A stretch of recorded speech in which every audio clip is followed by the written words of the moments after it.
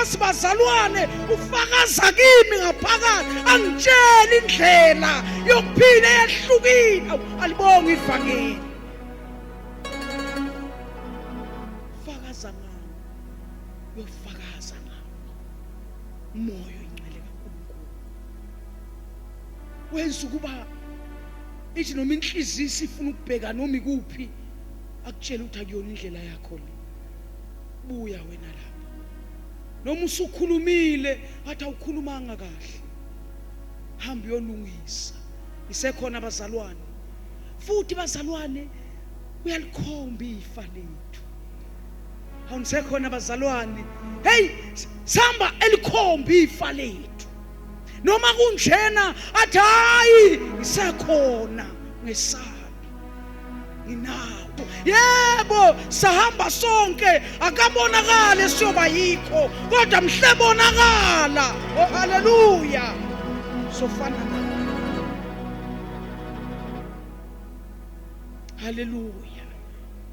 Balulekile ube nalo isikhathi. Ngiyakhumbula umsuku ngizalwe lapha eSheshi bazalwane, kodwa ngiyawakhohlwa amanye ama-date, kodwa leli ngahlangana noJesu bazana ngikhohlwa. Ngikhululwa. Alibonge igama lenkosi. Ngakhululwa bazana, mina enkulu ngakhululwa. Alibonge igama likaJesu. Ngoba uyakhululwa mase kwafika suke sikubophile ibopho zithi angeke uphume la, kodwa mayefika ufika kuvuleke ubone indlela yokuphuma.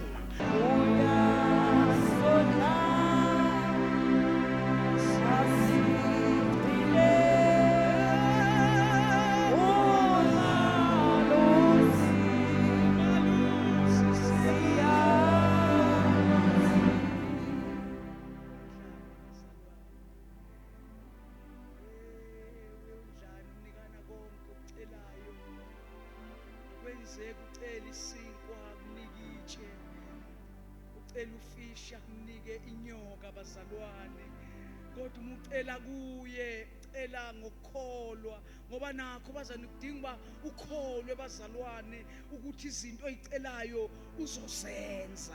Alibonge igama lenkosi. Yonke lento athi khulunywa lapha bazalwane idinga umuntu okholwayo. Awalibonge igama lenkosi. Bazalwane idinga umuntu bazalwane omi ngokukholwa. Lendlela bazalwane asibambi ngokuyibona, kodwa sibambe ngokukholwa. Awalibonge igama lenkosi.